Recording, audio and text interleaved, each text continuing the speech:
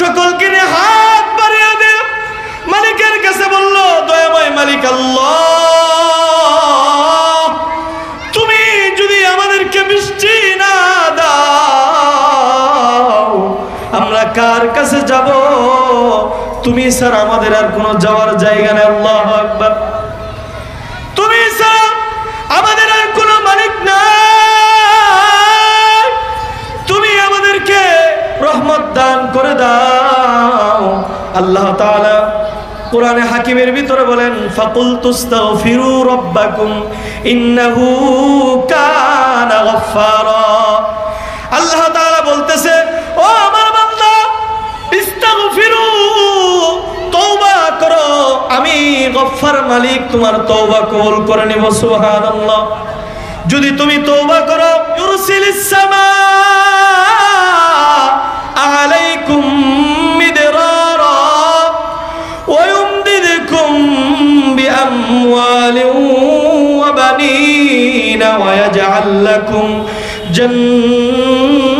জান্নাতিন ওয়া ইয়াজআল লাকুম আনহারা। আল্লাহ তাআলা বলতেছে, ও আমার বান্দা, যদি তুমি তওবা করো, আসমান থেকে আমি আল্লাহ বারিশ বর্ষণ করব। আল্লাহু আকবার বলেন। শুধু তাই নয়, তোমার যদি ছেলে না হয়, সন্তান না হয়, আমি আল্লাহ তাআলা তোমাকে সন্তান দান করব। সুবহানাল্লাহ। তোমার যদি রিজিকের প্রয়োজন হয়, আমি মালিকের কাছে তওবা করো, আমি মালিক তোমাকে রিজিকের ফয়সালা করে দেব। সুবহানাল্লাহ। ও আমার বান্দা, তুমি যদি তওবা করো, এই দুনিয়ার অভাব অনটন দূর করে পরকালে তোমার জন্য ওয়াজআল লাকুম জান্নাতি ওয়াজআল লাকুম আনহারা, নহরে সুসজ্জিত জান্নাত তোমার নামে লিখে দিব। আল্লাহু আকবার বলেন না। বাবাজিরা আমার, মুসা আলাইহিস সালাতু ওয়াস সালাম মালিকের কাছে হাত বাড়ায় দিয়ে দ্বিতীয় দিন কাঁদলেন।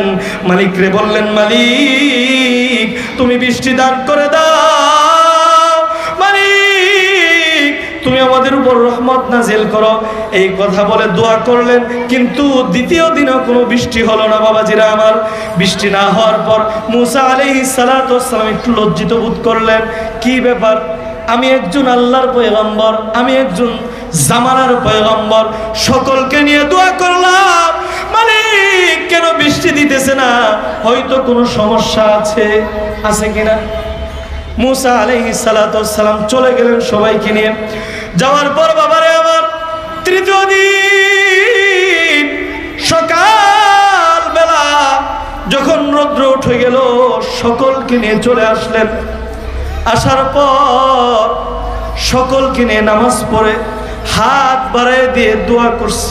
মুসা আলাইহিস সালাতু ওয়াস সালাম তিনি হাত বাড়ায় দিয়ে তুর পর্বতে আজকে চলে গেছে। সুবহানাল্লাহ।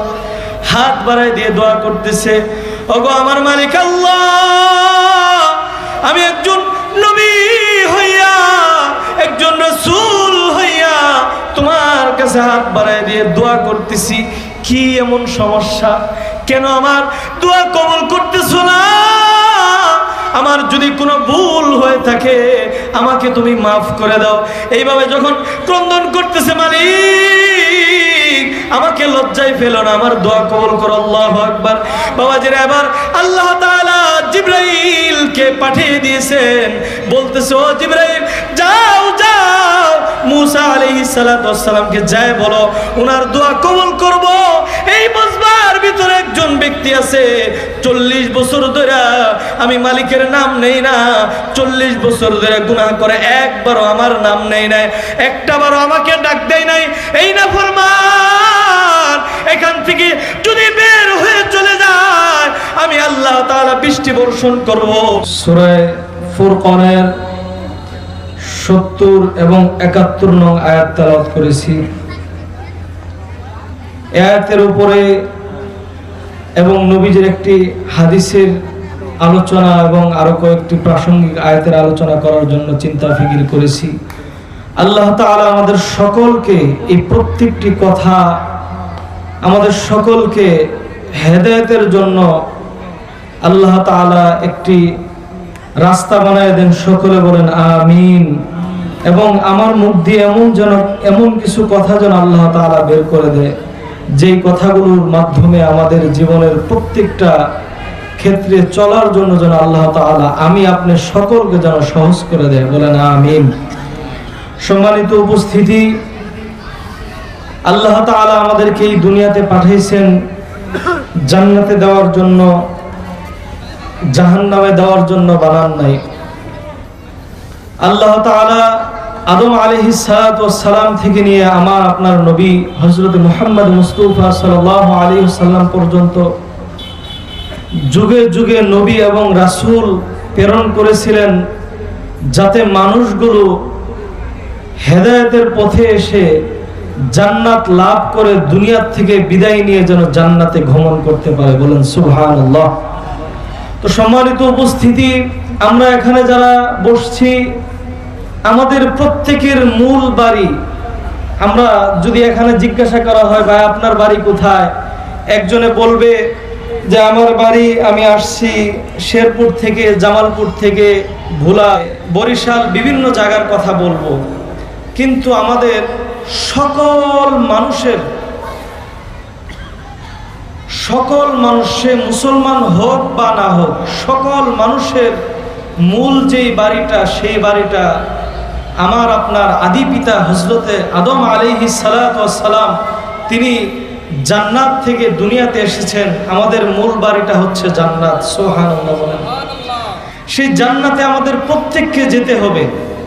জান্নাতে যাওয়ার জন্য আমাদেরকে নেক আমল করতে হবে। যদি জান্নাতে যাওয়ার জন্য নেক আমল না করি, যেমন দুনিয়ার ভিতরে মানুষ আইসা বিভক্ত হয়ে গিয়েছে। কোনো মানুষ, সে সমস্ত মানুষগুলো এই দুনিয়াতে জন্মগ্রহণ করছে মুসলিম হয়ে, সে যদি কোনো কাফেরের ঘরেও জন্মগ্রহণ করে, তারপরও সে যখন জন্মগ্রহণ করেছে, আমরা দর্শের কিতাবের ভিতরে পড়েছি সে মুসলমান হয়ে জন্মগ্রহণ করেছে। সুবহানাল্লাহ। এবং আল্লাহর বান্দা বান্দি হয়ে জন্মগ্রহণ করেছে, কিন্তু তার বাবা, তার মা, তার সমাজ, তার পরিবার পরিজন, তার রাষ্ট্র তাকে বিভিন্ন ধর্মে রূপান্তরিত করেছে। কথা বলেন ঠিক কিনা? এরপরে যখন মানুষ বুঝতে শিখে, বাবার ধর্মে সে রূপান্তরিত হয়ে যায়, বাবার ধর্মে সে ধর্মাবলম্বী হয়ে যায়, কিন্তু মানুষটা মুসলিম আল্লাহর বান্দা বান্দি হয়ে জন্মগ্রহণ করে। তো আমরা এই যে দুনিয়াতে জন্মগ্রহণ করছি, আমরা সকলেই আল্লাহর বান্দা। সে ইহুদি হোক, বৌদ্ধ হোক, খ্রিস্টান হোক, নাসারা হোক, সকলেই কার বান্দা?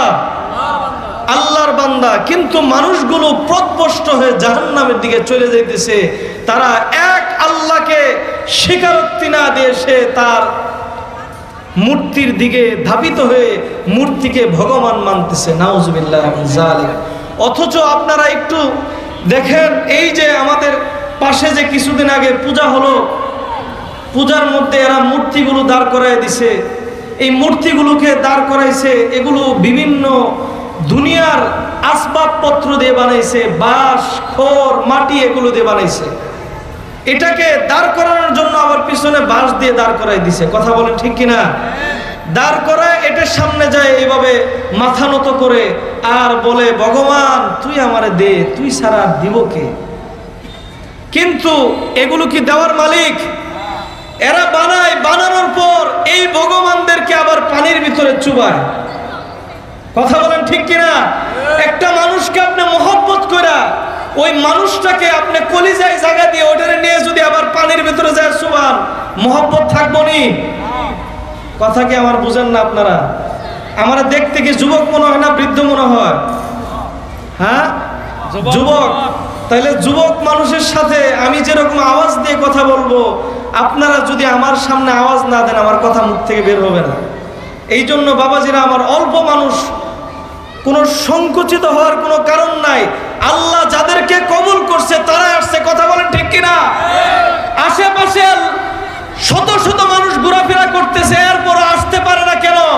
এদেরকে আল্লাহ কবুল করে না, এই জন্য মেলার ভিতরে ঘুরতেছে। কথা বলেন ঠিক কিনা? যাদেরকে আল্লাহ কবুল করছে এত বড় জান্নাতি বাগানে, তারা আইসা বইসা গেছে, এরা জান্নাতের মধুগুলো তারা খাইতেছে। আল্লাহু আকবার বলেন না? যারা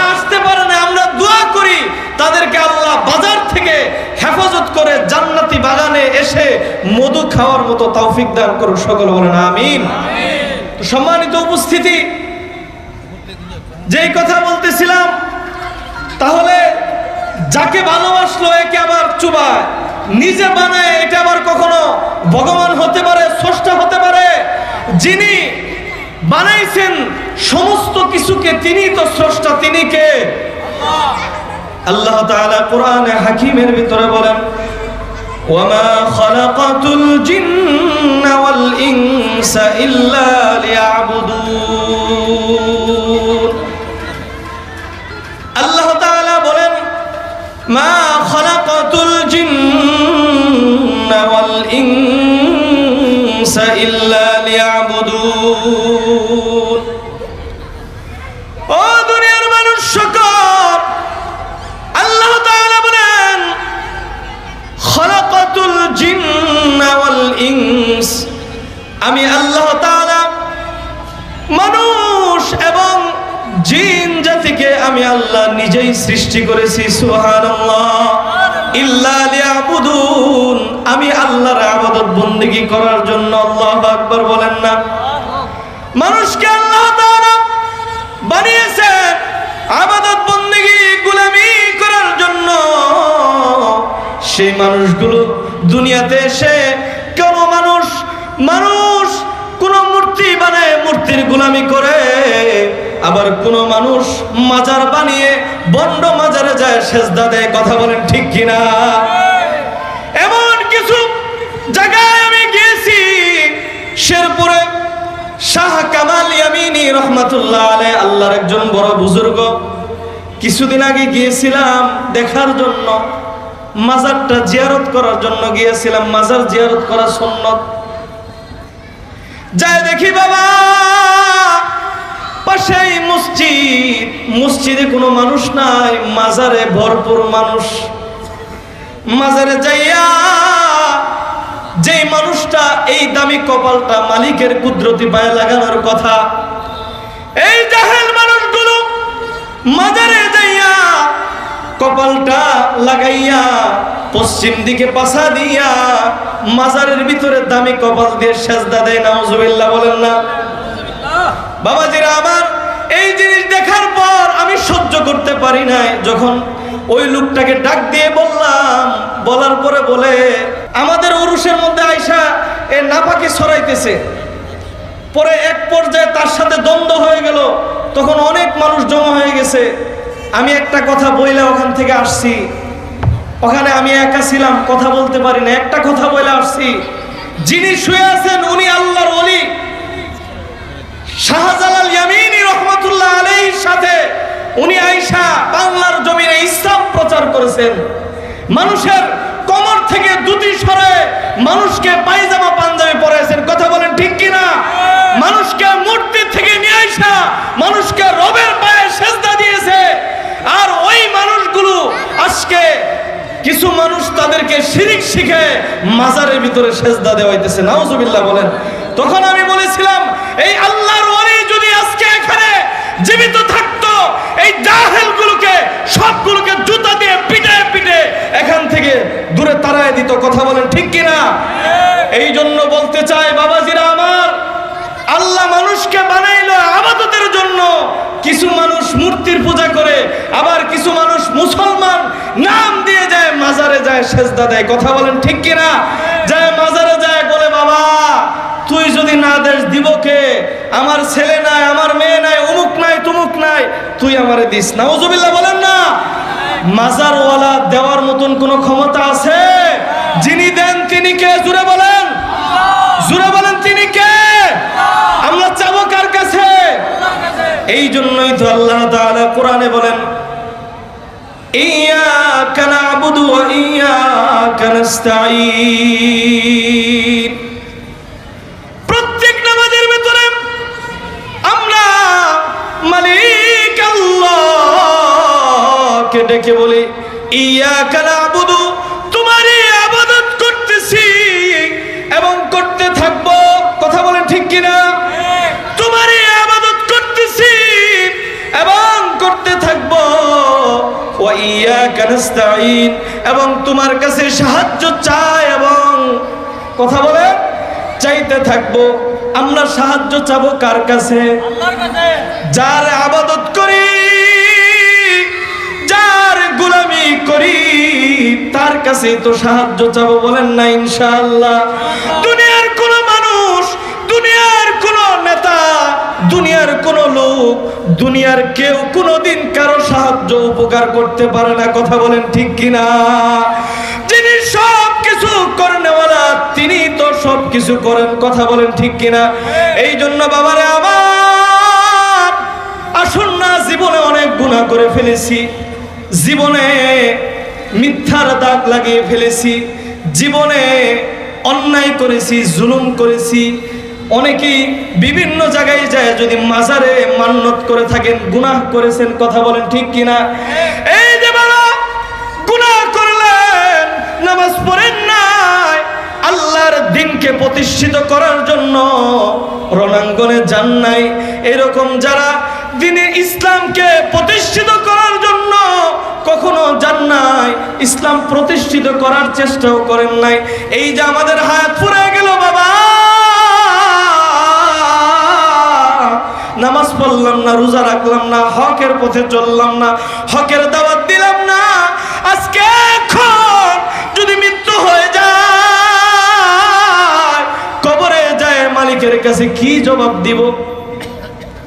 মালিক যদি বলে, ও আমার বান্দা, দুনিয়ার কত নেতার পিছনে দৌড়াইছিলা দুনিয়াকে পাওয়ার জন্য, দুনিয়ার কত এমপি মন্ত্রীর কাছে দৌড়িয়েছিলা দুনিয়া পাওয়ার জন্য, আমার কোরআনকে এই সমাজে প্রতিষ্ঠিত করার জন্য কই দিন দৌড়াইছিলা? জবাব আছে? কথা বলেন না কেন? জবাব আছে?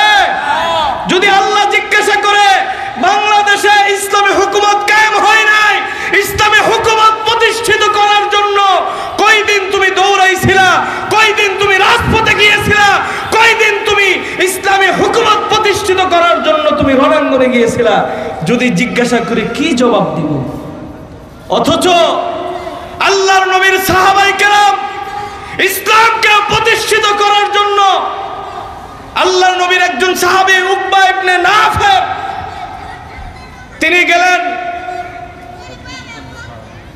ইসলাম প্রতিষ্ঠিত করার জন্য আফ্রিকার ভূখণ্ডে চলে গেলেন দাওয়াত দেওয়ার জন্য। তো যখন সাহাবায়ে কেরামকে নিয়ে গেলেন, একেবারে গহীন জঙ্গলে চলে গেছে, যাওয়ার পর উকবা ইবনে নাফি বলতেছে, ও আমার সাথী ভাইয়েরা, আজকে এখানে আমরা তাবু গাড়বো, এখানে আজকে রাত্রি যাপন করে কালকে ইনশাআল্লাহ এখান থেকে কালিমার পতাকা উড্ডীন করে মানুষের কাছে দ্বীনের পতাকা নিয়ে, ইসলামের পতাকা নিয়ে সামনের দিকে অগ্রসর হবো। আল্লাহু আকবার বলেন। বাবাজিরা আমার, সাহাবায়ে কেরাম বলতেছে, ও আল্লাহর পয়গম্বরের সাহাবী, শুনো, গহীন জঙ্গল, এখানে বিভিন্ন রকমের ভয়ানক প্রাণী থাকে, যদি রাত্রিবেলা আমরা এখানে যাপন করি, সকালে দেখা যাবে কারো হাত নাই, কারো পা নাই, কেননা গহীন জঙ্গলে ভাগ থাকে এবং ভয়ানক কিছু হিংস্র প্রাণী থাকে। ওই সময় আল্লাহর পয়গম্বরের সাহাবী বলতেছে, ও সাহাবীরা, তোমরা তাবু গাড়ো, আমি দেখতেছি কি করা যায়, আল্লাহর দ্বীনকে প্রতিষ্ঠিত করার জন্য এখানে এসেছি, আল্লাহ তাআলা আমাদেরকে হেফাজতকারী। সুবহানাল্লাহ। বাবাজিরা আমার, উকবা ইবনে নাফি একটি উঁচু মঞ্চ তৈরি করে সমস্ত জঙ্গলের হিংস্র প্রাণীদের উদ্দেশ্যে ভাষণ দিতেছেন। আল্লাহু আকবার বলেন না? কিতাবের ভিতরে লেখেন, আল্লাহর নবীর সাহাবী বলতেছে, ইয়া আইয়ুহাল হাশারাত, ও হিংস্র প্রাণীরা, তোমরা শুনো, আমি নবীর সাহাবী এসেছি এই ভূখণ্ডে মানুষের কাছে কালিমার পতাকা, কালিমার দাওয়াত দেওয়ার জন্য। আজকে আমরা এখানে রাত্রি যাপন করব, তোমরা এখান থেকে সমস্ত হিংস্র প্রাণীগুলো রাত্রে এখান থেকে সরে যাও, যখন আমরা এখানে থেকে চলে যাব তোমরা আবার এখানে আসবা। আল্লাহু আকবার বলেন না? সাহাবায়ে কেরাম এই দৃশ্য দেখার পর আশ্চর্য হয়ে গেল। সাহাবায়ে কেরাম বলতেছে, আল্লাহর নবীর সাহাবী শুনো, এই যে তুমি বাসন দিলা, এই বাসনে কি কাজ হবে? বলল, আমরা আল্লাহর দ্বীনকে প্রতিষ্ঠিত করার জন্য এসেছি, আল্লাহ তাআলা অবশ্যই আমাদের পক্ষে রায় দিয়ে দিবেন। সুবহানাল্লাহ। এরপর আল্লাহর নবীর সাহাবী আরো দমকের সুরে বলতেছে, আমি এই ঘোষণা দেওয়ার পর যদি কোনো প্রাণীকে এখান থেকে যাইতে না দেখি, কোনো প্রাণীকে যদি পাই, এই জঙ্গলের ভিতরে এই যে আমার ধারালো তরবারি, এই তরবারি দিয়ে তোমার কল্লা দ্বিখণ্ডিত করবো। আল্লাহু আকবার বলেন না বাবাজিরা আমার। এবার আল্লাহর নবীর সাহাবীর ঘোষণা দেওয়ার পর কিছুক্ষণ পরে আল্লাহর নবীর সাহাবীরা তাকে দেখে প্রাণীগুলো, হিংস্র প্রাণীগুলো তাদের সন্তানগুলো নিয়ে, তাদের সন্তানগুলোকে মুখের ভিতরে কামড় দিয়ে নিয়ে লাইন ধরে তারা জঙ্গল থেকে, তাদের স্থান থেকে তারা অন্য স্থানে চলে যাচ্ছে। আল্লাহু আকবার বলেন না। তাহলে বাবাজিরা আমার, দ্বীনকে প্রতিষ্ঠিত করার জন্য সাহাবায়ে কেরাম এত কষ্ট করেছে। দ্বীনকে প্রতিষ্ঠিত করার জন্য সেই সুদূর মদিনা থেকে বিভিন্ন রাষ্ট্রে 6 মাসের জন্য, 1 বছরের জন্য দ্বীন কায়েমের জন্য তারা চলে গিয়েছে। আল্লাহু আকবার বলেন না। এই জন্য বলি বাবা, দ্বীন কায়েমের জন্য আমাদেরকেও সংগ্রাম করতে হবে। কথা বলেন ঠিক কিনা? করার জন্য তৈয়ার আছি তো বলেন ইনশাআল্লাহ। আল্লাহ তাআলা আমাদের সকলকে কবুল আর মঞ্জুর করেন। সকলে বলেন আমিন। আমাদের জীবনের হায়াত অনেক অতিক্রম হয়ে গিয়েছে, কারো 40, 50, 20, 30 বছর অতিক্রম হয়ে গিয়েছে। জানি না কখন জানি মারা যাব বাবা। এখন যদি আজরাইল আপনাকে নেওয়ার জন্য আসে, তাহলে তো এখন আপনাকে চলে যেতে হবে। কথা বলেন ঠিক কিনা? এখনই যেতে হবে। ফাইদা জা আজালুহুম লা ইস্তাখিরুনা সাআতান ওয়া লা ইস্তাকদিমুন।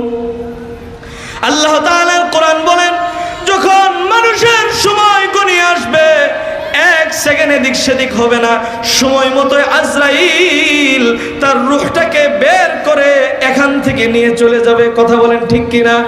এই জন্য বলি বাবা, আল্লাহর কোরআনের একটা আয়াত তেলাওয়াত করেছিলাম, সূরা ফুরকানের 70 নং আয়াতে আল্লাহ তাআলা বলেন, ইল্লা মান তাবা ওয়া আমানা ওয়া আমিলা আমালান সালিহা।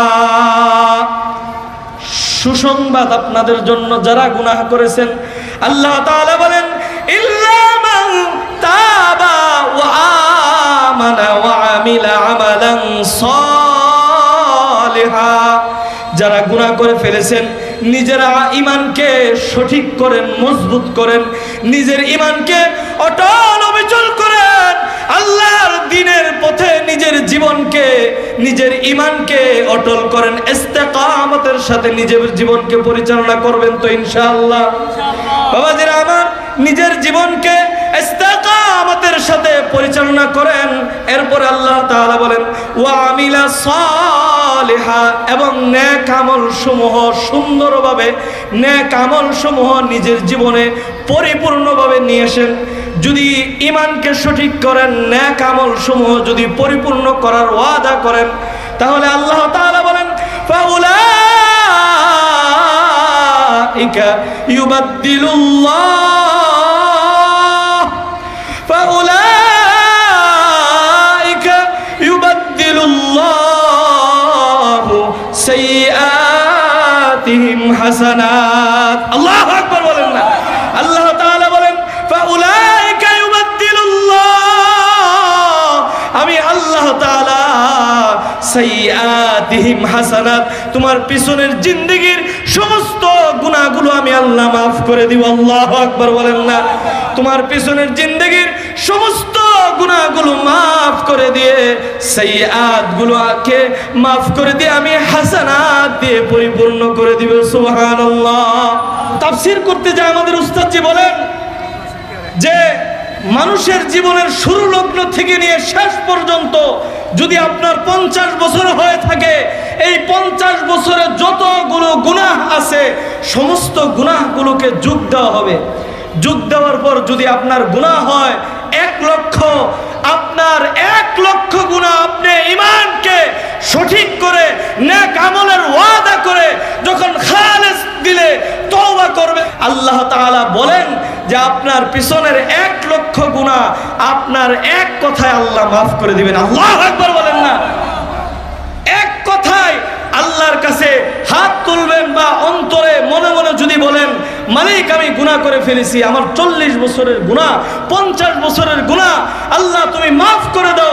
আপনি হাত তুলতে দেরি হবে, অন্তর দিয়ে মালিককে ডাক দিতে দেরি হবে, মালিক মাফ করতে দেরি করবেন না। আল্লাহু আকবার বলেন। আল্লাহ তাআলা পিছনের জিন্দেগির সমস্ত গুনাহগুলো, সাইয়্যাতগুলো মাফ করে দিবেন।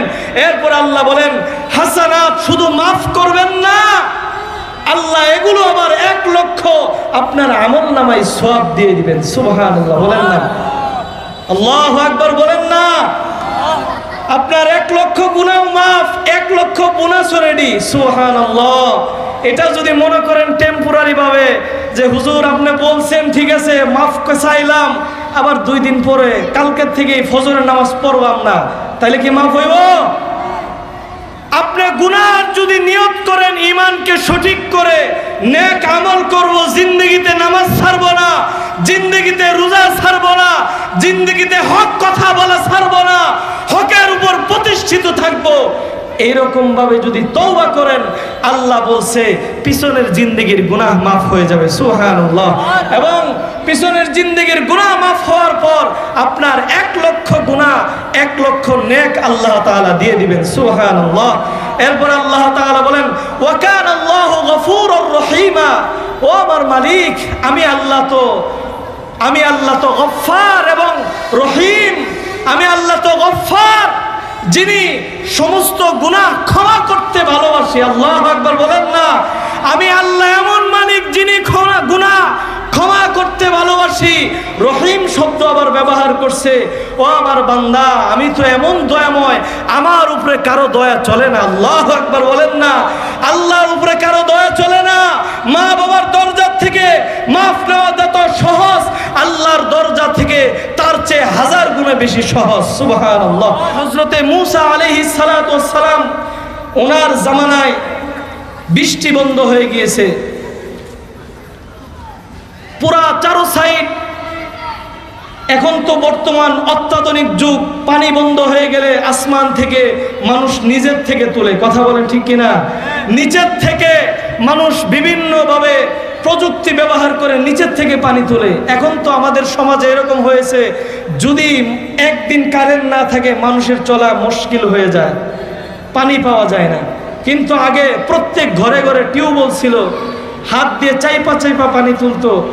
এর আগে নলকূপ ছিল, এর আগে মানুষ আসমানের উপরে ভরসা করত। সুবহানাল্লাহ। হযরত মূসা আলাইহিস সালাতু ওয়াস সালাম, ওনার জামানায় এই আয়াতের তাফসীরটা বোঝানোর জন্য আপনাদেরকে ঘটনাটা বলতেছি। মূসা আলাইহিস সালাতু ওয়াস সালামের জামানায় বৃষ্টি বন্ধ হয়ে গেছে, মানুষগুলো হয়রান পেরেশান হয়ে গেছে, আবাদি ফসলগুলো নষ্ট হয়ে যাইতেছে। বৃষ্টি ছাড়া আগের দিনে কোনো ব্যবস্থা ছিল না, আর তাদের ঈমান এত মজবুত ছিল, মালিকের কাছে চাইতো, মালিক বৃষ্টি দিয়ে দিত। আল্লাহু আকবার বলেন না? ঈমান সঠিক ছিল। তো বাবাজিরা আমার, তারা সকলে বৃষ্টির নামাজ পড়বে। বৃষ্টির নামাজ পড়ার জন্য যখন মাঠের ভিতরে আসলেন, আয়েশা মূসা আলাইহিস সালাতু ওয়াস সালাম ইমামতি করলেন, সকলকে নিয়ে দোয়া করলেন, মালিক দয়াময় আল্লাহ, তুমি তাকে দেখো, চারো সাইডে ফসলগুলো নষ্ট হয়ে যাইতেছে, তুমি যদি বৃষ্টি না দাও মানুষগুলো অনাহারে মারা যাবে, তোমার বুবা প্রাণীগুলো, পশু পাখিগুলো না খাইয়া মারা যাবে। ও মালিক আল্লাহ, তুমি বৃষ্টি দান করে দাও। এরকম করে যখন দোয়া করলেন, কান্নাকাটি করে দোয়া করলেন, কিন্তু প্রথম দিন বৃষ্টি হলো না। মুসা আলাইহিস সালাতু ওয়াস সালাম সকলকে নিয়ে চলে গেলেন।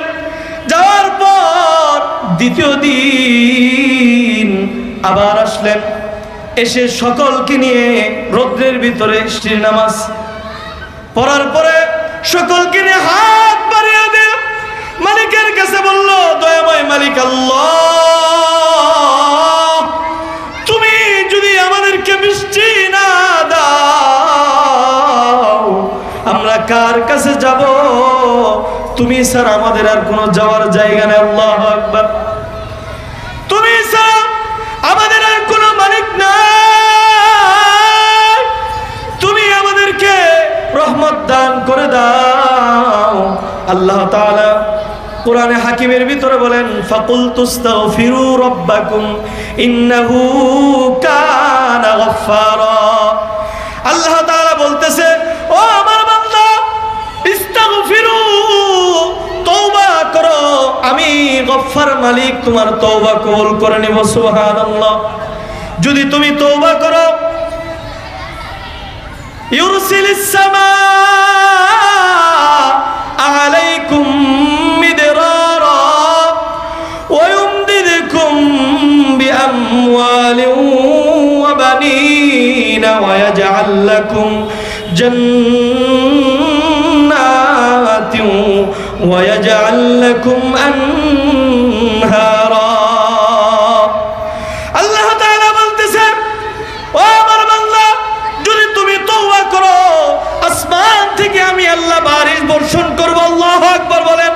শুধু তাই নয়, তোমার যদি ছেলে না হয়, সন্তান না হয়, আমি আল্লাহ তাআলা তোমাকে সন্তান দান করব। সুবহানাল্লাহ।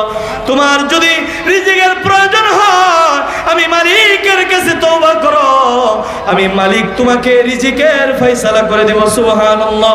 ও আমার বান্দা, তুমি যদি তওবা করো, এই দুনিয়ার অভাব অনটন দূর করে পরকালে তোমার জন্য ওয়াজআল লাকুম জান্নাতি ওয়াজআল লাকুম আনহারা, নহরে সুসজ্জিত জান্নাত তোমার নামে লিখে দিব। আল্লাহু আকবার বলেন না। বাবাজিরা আমার, মুসা আলাইহিস সালাতু ওয়াস সালাম মালিকের কাছে হাত বাড়ায় দিয়ে দ্বিতীয় দিন কাঁদলেন। মালিকরে বললেন, মালিক তুমি বৃষ্টি দান করে দাও, মালিক তুমি আমাদের উপর রহমত নাজিল করো। এই কথা বলে দোয়া করলেন, কিন্তু দ্বিতীয় দিনও কোনো বৃষ্টি হলো না। বাবাজিরা আমার, বৃষ্টি না হওয়ার পর মুসা আলাইহিস সালাতু ওয়াস সালাম একটু লজ্জিত বোধ করলেন। কি ব্যাপার, আমি একজন আল্লাহর পয়গম্বর, আমি একজন জামানার পয়গম্বর, সকলকে নিয়ে দোয়া করলাম, মালিক কেন বৃষ্টি দিতেছে না? হয়তো কোনো সমস্যা আছে কিনা? মুসা আলাইহিস সালাতু ওয়াস সালাম চলে গেলেন সবাইকে নিয়ে। যাওয়ার পর বাবারে আমার, তৃতীয় দিন সকাল বেলা যখন রৌদ্র উঠে গেল, সকলকে নিয়ে চলে আসলেন। আসার পর সকলকে নিয়ে নামাজ পড়ে হাত বাড়ায় দিয়ে দোয়া করছে। মুসা আলাইহিস সালাতু ওয়াস সালাম তিনি হাত বাড়ায় দিয়ে তুর পর্বতে আজকে চলে গেছে। সুবহানাল্লাহ। হাত বাড়ায় দিয়ে দোয়া করতেছে, ওগো আমার মালিক আল্লাহ, আমি একজন নবী হইয়া, একজন রাসূল হইয়া তোমার কাছে হাত বাড়ায় দিয়ে দোয়া করতেছি। কি এমন সমস্যা? কেন আমার দোয়া কবুল করতেছো না? আমার যদি কোনো ভুল হয়ে থাকে আমাকে তুমি মাফ করে দাও। এইভাবে যখন ক্রন্দন করতেছে, মালিক আমাকে লজ্জায় ফেলো না, আমার দোয়া কবুল করো। আল্লাহু আকবার। বাবাজিরা, এবার আল্লাহ তাআলা জিবরাইলকে পাঠিয়ে দিয়েছেন, বলতেছে, ও জিবরাইল, যাও যাও মুসা আলাইহিস সালাতু ওয়াস সালামকে যায় বলো ওনার দোয়া কবুল করব।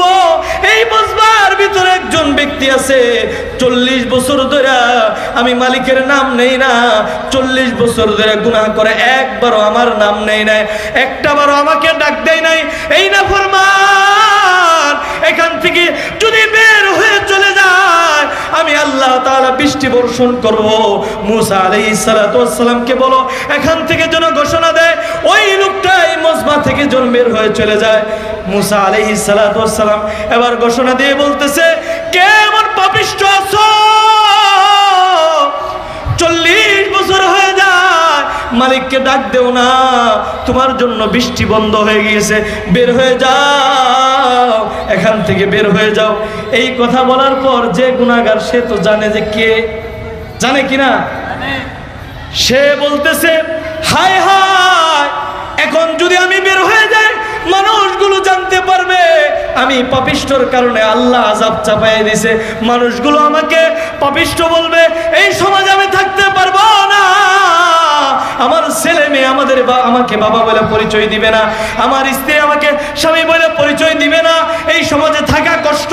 সে তখন মনে মনে চোখটা বন্ধ করে মালিককে ডেকে বলতেছে, মালিক তোমার কাছে তওবা করি, আমি যদি আল্লাহ এখান থেকে বের হয়ে যায় এই সমাজে বসবাস করা আমার কঠিন, মালিক তুমি আমাকে মাফ করে দাও, এখন থেকে আমার জীবনে আর কোনোদিন আমি তোমার বিধান লঙ্ঘন করব না। এইভাবে যখন মালিককে ডাক দিয়ে চোখের পানিগুলো ফলাই দিছে, মালিক আল্লাহ তাআলা খুশি হয়ে গেছে, আসমান থেকে বৃষ্টি বর্ষণ করে দিয়েছে। আল্লাহু আকবার বলেন। এবার মুসা আলাইহিস সালাতু ওয়াস সালাম আল্লাহর দিকে তাকায় বলতেছে, ও মালিক আমাকে কেন লজ্জায় ফেললা, তুমি বলছো, আমি ঘোষণা দিয়েছি কোন একটা মানুষ বের হয়ে চলে যায় নাই, তুমি বৃষ্টি দিয়ে দিলা, তাহলে কি আমার কথা মিথ্যা? ওই সময় আল্লাহ বলতেছে, ও মুসা তোমার কথা মিথ্যা না, ওই বান্দা আমি মালিককে গোপনে ডাক দিয়ে ভাও করে নিয়েছে, আমি আল্লাহ খুশি হয়ে গিয়েছি, ওই মালিকের তওবা, ওই বান্দার তওবা কবুল করে তার পিছনের জিন্দেগির গুনাহ আমি আল্লাহ 40 বছরের মাফ করে দিয়েছি। আল্লাহু আকবার। বাবাজিরা আমার, এই জন্য যে তেলাওয়াত করেছি, আপনি এখন যদি তওবা করেন আল্লাহ তাআলা আপনার পিছনের জিন্দেগির গুনাহ আল্লাহ এখনই মাফ করে দিবে। সুবহানাল্লাহ। তওবা করার জন্য রাজি আছি তো ইনশাআল্লাহ? আল্লাহ তাআলা আমাদের সকলকে তওবায়ে নাসুহা খালেস তওবা করার মতন তৌফিক দান করুক। সকলে বলেন আমিন।